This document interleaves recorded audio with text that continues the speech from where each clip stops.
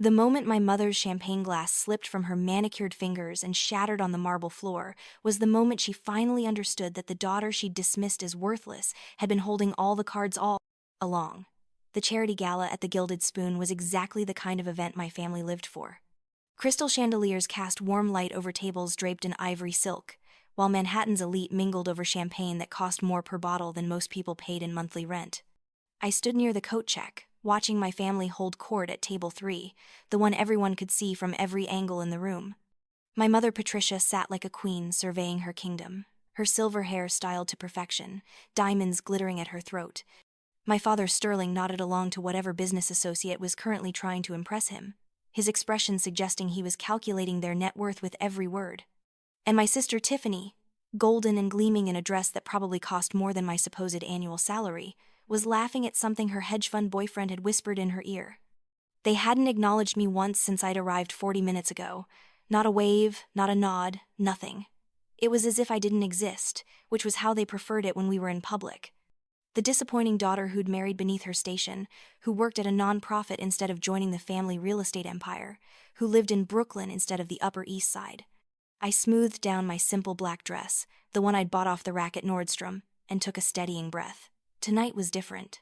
Tonight, everything would change. My phone buzzed with a text from Elias. 5 minutes out. Are you ready? I typed back, more than ready. Patricia's laugh rang out across the room, that practiced society laugh that meant she was about to say something cutting disguised as humor. I moved closer, weaving between tables of people I'd grown up around but who now looked through me like I was invisible. Oh, there's Eleanor, Tiffany said loudly, her voice carrying deliberately. Everyone, look, Eleanor managed to find something almost appropriate to wear. Did you get that at a sample sale, Ellie? The table erupted in polite titters. I kept walking, my face carefully neutral. Patricia turned in her chair, making a show of examining me from head to toe. Eleanor, darling, I didn't see you there. Though I suppose that's the point of that dress, isn't it? To blend into the background? Very appropriate for someone in your position. My position? I asked, stopping beside their table. Well, yes, Patricia said, her smile sharp as glass. Not everyone can be at the forefront. Some people are meant to be supporting players. There's no shame in accepting one's limitations. Sterling didn't even look up from his phone. He never participated in these public humiliations, but he never stopped them either. His silence was its own form of cruelty. Speaking of limitations, Tiffany chimed in, swirling her champagne. How is that husband of yours? Still doing whatever it is he does? Something with computers? Something like that, I said evenly. Patricia sighed dramatically. We do worry about you, Eleanor. Living in that tiny apartment, working at that little charity. You could have had so much more if you'd just listened to us. If you'd married properly, joined the family business like Tiffany. Instead, you threw it all away for what? Love? Tiffany laughed, the sound sharp and mocking. Love doesn't pay the bills, Eleanor. Love doesn't get you a seat at the right tables. As if on cue, Tiffany's hand knocked against her champagne flute, sending it toppling toward me. The golden liquid splashed across the bottom of my dress and shoes, and the glass shattered on the floor. Oops, Tiffany said, not even attempting to sound sincere. How clumsy of me. Though honestly, that might be an improvement on that dress. The people at nearby tables were watching now, some with sympathy, others with the kind of hungry interest that fed on public humiliation. This was exactly what my family wanted, to put me in my place, publicly, so everyone would know that Eleanor Vance was nothing compared to the rest of the mighty Vance family. That's when Elias walked in. He didn't look like he belonged at first glance. His suit was understated, charcoal gray, perfectly tailored but not flashy. He wasn't wearing the obvious markers of wealth that everyone else displayed like peacock feathers. But there was something about the way he moved, the absolute confidence in his stride, that made people turn and look. He walked straight to the host station, where a young woman in a black dress tried to stop him. Sir, this is a private event. If you don't have an invitation. Elias pulled out a slim titanium card and handed it to her. Her eyes widened, and she immediately gestured to someone behind her. Within seconds, the restaurant manager appeared, a thin man in an expensive suit who I'd seen ordering staff around all evening. The manager took one look at the card and his entire demeanor changed. He bowed slightly, his voice carrying across the now quiet entrance area. "Mr. Callahan, my sincerest apologies. We weren't expecting you this evening. Your table is always ready, of course." The ripple effect was immediate. People whispered, craning their necks to see who this Mr. Callahan was. The name meant something here, clearly, something important. Elias's eyes found mine across the room, and he smiled, that small, private smile that had first made me fall in love with him 5 years ago. He walked directly to me, ignoring everyone else, and took my hand. "You have champagne on your shoes," he said softly. "Tiffany's contribution to the evening," I replied. "Ah." He turned to look at my family's table, where Patricia had gone very still, her face pale under her perfect makeup. "Shall we?" He led me back to their table, and this time, I didn't stop at the edge. I stood right beside my mother's chair, Elias's hand warm and steady on my lower back. "Patricia," Elias said pleasantly. "Sterling, Tiffany, how lovely to see you all." Patricia found her voice first. "Mr. Callahan? I didn't realize. That is, we weren't aware you'd be attending tonight." "I own the venue," Elias said simply. "I attend when I choose." The silence that followed was deafening. Patricia's mouth opened and closed like a fish gasping for air. Tiffany had gone white under her spray tan. Sterling finally looked up from his phone, his eyes wide with shock. "You own the Gilded Spoon?" Sterling asked, his voice barely above a whisper. "Among other things," Elias replied. He pulled out his phone and typed something quickly. "In fact, I've just had my manager pull up your family's account history here. Fascinating reading.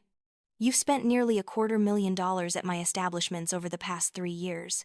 The Gilded Spoon, the Sterling Room, Cascade, Meridian, all mine." Patricia's hand shook as she reached for her water glass. "We had no idea." "Of course you didn't," I said, finding my voice at last. "You never bothered to find out anything real about Elias. You just assumed he was nobody because I married him." The manager appeared at Elias's elbow, speaking quietly. "Mr. Callahan, the private dining room is ready whenever you are." "Excellent," Elias said. He looked at my family. "You'll join us, of course. We have some business to discuss." It wasn't a request. Patricia stood on unsteady legs, Sterling following automatically. Tiffany remained seated until her boyfriend nudged her, and she rose reluctantly, her face flushed with humiliation. The private dining room was elegantly appointed, with floor-to-ceiling windows overlooking Central Park. Elias seated me at the head of the table, then took the chair to my right. My family arranged themselves awkwardly at the other end, like children called to the principal's office. "Let me be clear," Elias began, his voice calm but carrying an undertone of steel. "Your treatment of Eleanor ends tonight. The public humiliation, the constant criticism, the emotional abuse disguised as concern. It stops now." Patricia tried to rally. "Mr. Callahan, I don't know what Eleanor has told you, but we're her family. We only want what's best." "You want what's best for your image?" I interrupted. "You've never wanted what's best for me. I was never the daughter you wanted, so you spent 20 years trying to break me down until I fit your mold." "That's not true," Tiffany protested weakly. "Isn't it? Do you remember my college graduation? You told everyone at the party that I only got summa cum laude because I majored in social work, not business. My wedding? You wore white and gave a speech about how I was throwing my life away. Every family gathering for the past 5 years has included at least one public reminder of how I'm the family failure." I pulled out my phone and showed them the screen. "But here's the thing. While you were busy mocking my nonprofit work, I was building something. That nonprofit? It's now one of the largest affordable housing developers in New York. We've built 12,000 units in the past 3 years." Sterling's businessman instincts kicked in. 12,000 units? The capital requirements alone? "We're met by strategic partnerships," Elias said smoothly, "including significant investment from Callahan Holdings." The name hit them like a slap. Callahan Holdings was legendary in New York real estate, a massive private equity firm that had shaped half of Manhattan's skyline. "You're that Callahan?" Patricia's voice was faint. Elias smiled, but it didn't reach his eyes. "I'm that Callahan, the one you dismissed as some computer person when Eleanor introduced me. The one you didn't invite to family dinners because he wasn't from the right families. The one whose wedding to your daughter you called Eleanor's little rebellion phase." The manager returned, carrying a folder that he handed to Elias. Elias opened it and spread several documents on the table. "Now, let's discuss the irregularities in your accounts," he said. It seems Vance Enterprises has been using several of my properties for business meetings and charging them as charitable deductions. That's tax fraud, I believe. Sterling went gray. Those were legitimate business expenses. Were they? Because I have recordings from my security system that suggest otherwise. Tiffany's birthday party, charged as a client development meeting. Patricia's book club, written off as a board meeting. Should I continue? The threat hung in the air like a sword. My family had built their empire on the appearance of respectability, on being above reproach. A tax fraud investigation would destroy them, not just financially but socially. What do you want? Patricia asked, her voice defeated. What I want is for you to understand something, I said. I don't need your money, I don't need your name, I don't need your approval. I haven't for years. Elias and I together are worth more than your entire family empire. But you never bothered to look past your own prejudices to see it. I stood, and Elias rose with me. Your membership at all Callahan properties is suspended, effective immediately. Your credit cards will be declined if you try to use them at any of our establishments. Consider it a lesson in humility. You can't do this, Tiffany said, tears streaming down her face, ruining her perfect makeup. We're your family. Family doesn't treat each other the way you've treated me, I replied. Family doesn't require public humiliation as the price of belonging. We moved toward the door, but I stopped and turned back. Oh, and one more thing. That real estate development you're so proud of, Sterling, the one on the Hudson? Callahan Holdings owns the land leases. We'll be reviewing those contracts very carefully over the next few weeks. The next morning, the gossip blogs were full of speculation about the scene at the Gilded Spoon. Real estate heiress discovers husband is billionaire Callahan. Vance family banned from city's most exclusive venues. The champagne incident that changed everything. My phone rang constantly. Patricia, Sterling, Tiffany, all desperate to talk, to negotiate, to salvage something from the wreckage of their social standing. I didn't answer any of them. Instead, I sat in my office at the nonprofit, reviewing plans for our next development. It would be our biggest yet, a mixed-income community in Queens with a community center, health clinic, and job training facility. Everything my family's developments never included because there was no profit in actually helping people. Elias brought me lunch, Chinese takeout from the place around the corner, and we ate it out of paper containers like we had when we were first dating and too broke to go anywhere nice. Any regrets? He asked. I thought about it. About the family I'd lost, though I wondered if I'd ever really had them. About the life I could have had if I'd followed their path. About the years of therapy it had taken to understand that their cruelty wasn't my fault. No, I said finally, no regrets. A week later, a package arrived at our apartment. No return address, but I recognized Patricia's handwriting. Inside was a photo album I'd never seen before, filled with pictures of me as a child. Before Tiffany was born, before the family business became everything, before I became the disappointment. In every photo, Patricia was looking at me with something that might have been love. Or maybe I was just seeing what I wanted to see. There was a note tucked into the back cover. I'm sorry. It's not enough, but I'm sorry. I closed the album and put it on a shelf. Maybe someday I'd look at it again. Maybe someday the wounds would heal enough for some kind of relationship. But not today. That evening, Elias and I attended another charity gala, this one for the hospital where I served on the board. We walked in together, heads high, ignoring the whispers that followed us. But these whispers were different. There was respect in them now, even awe. We took our seats at table 1, the table my family had always aspired to but never quite reached. The irony wasn't lost on me. All those years of being told I wasn't good enough, and here I was, at the table they'd have sold their souls to sit at. Halfway through dinner, I saw them. Patricia, Sterling, and Tiffany, seated at table 15, in the back corner by the kitchen doors. The tables had literally turned.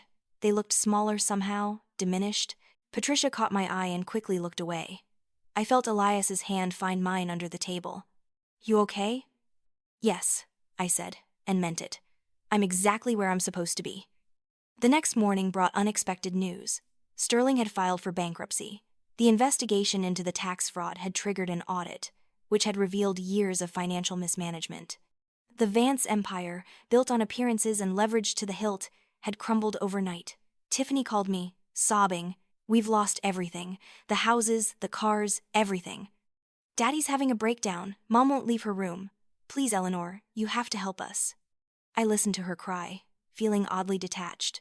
This was the same sister who'd deliberately humiliated me for years, who'd taken every opportunity to remind me of my inferior status. But she was still my sister. "I'll pay for a financial advisor," I said finally, "someone who can help you restructure and start over. But that's all." "That's all? We're going to be homeless." "No, you're going to be normal.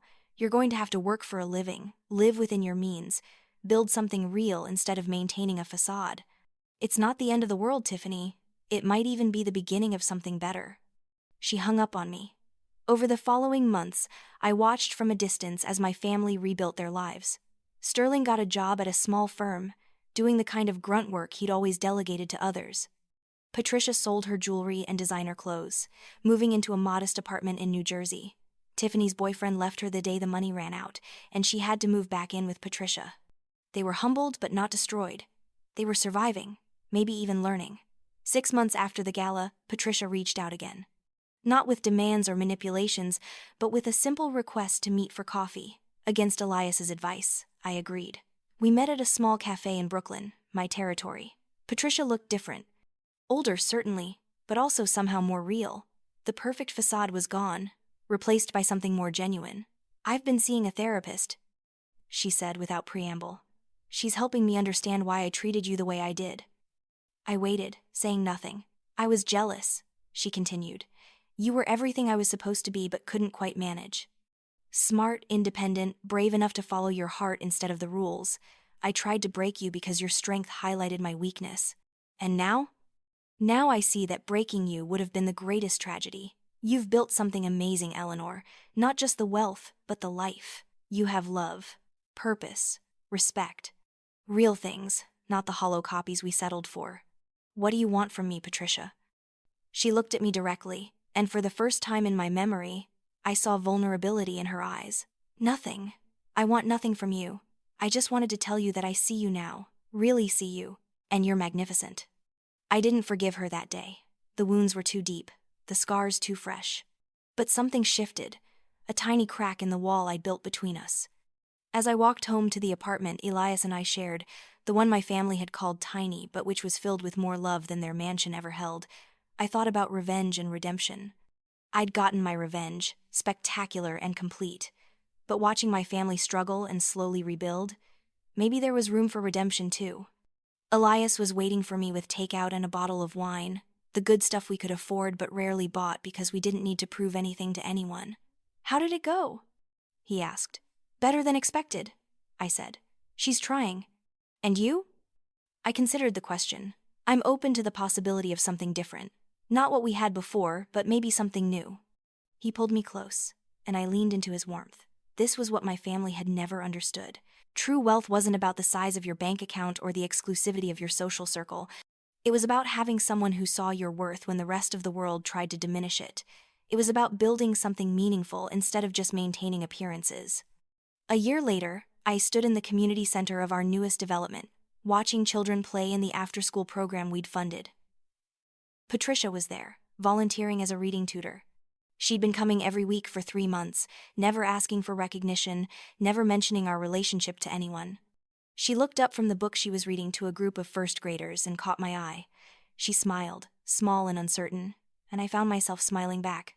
Tiffany had started her own business, a small online boutique that was actually turning a profit. She'd sent me a handwritten note thanking me for the financial advisor and telling me she finally understood why I'd chosen my own path instead of the one laid out for us. Sterling had written too, a long letter about pride and falling and getting back up. He was teaching now, at a community college, passing on his business knowledge to students who reminded him of the hungry young man he'd once been before success made him soft. They were becoming real people, my family. The disaster that had befallen them had stripped away the artifice and revealed something genuine underneath. It wasn't perfect. We weren't suddenly close. But we were something we'd never been before, honest. The evening of the anniversary of that fateful gala, Elias and I returned to the Gilded Spoon. We sat at the owner's table, the one that overlooked the entire dining room. I wore the same simple black dress, cleaned of champagne stains but otherwise unchanged. "Any regrets now?" Elias asked, raising his glass to me. I looked around the room, at the people who'd witnessed my humiliation and were now witnessing my triumph. At the life we'd built together, strong and real and ours. "No regrets," I said, touching my glass to his. Everything that happened led me here. And here is exactly where I want to be. The champagne was perfect, crisp and golden. Nothing like the bitter taste of the champagne that had been thrown at me a year ago. That had been meant to humiliate me, to put me in my place. But sometimes, being put in your place means discovering that your place is at the head of the table, not begging for scraps of approval from people who never truly saw your worth. I'd spent years trying to earn my family's love and respect, not realizing that those things shouldn't have to be earned from the people who are supposed to give them freely. The price of their acceptance had been my dignity, my self-worth, my dreams. It was a price I was no longer willing to pay. Looking back, the moment Tiffany spilled that champagne on my shoes was the moment my real life began. The life where I stopped apologizing for who I was and started embracing it. The life where I discovered that the family you choose can be more real than the family you're born into.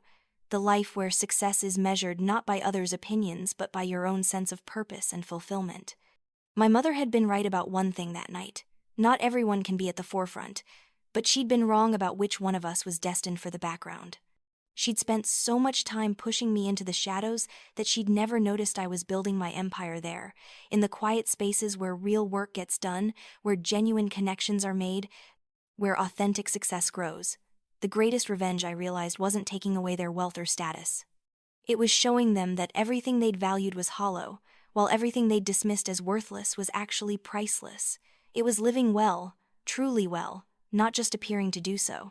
And that's exactly what I was doing.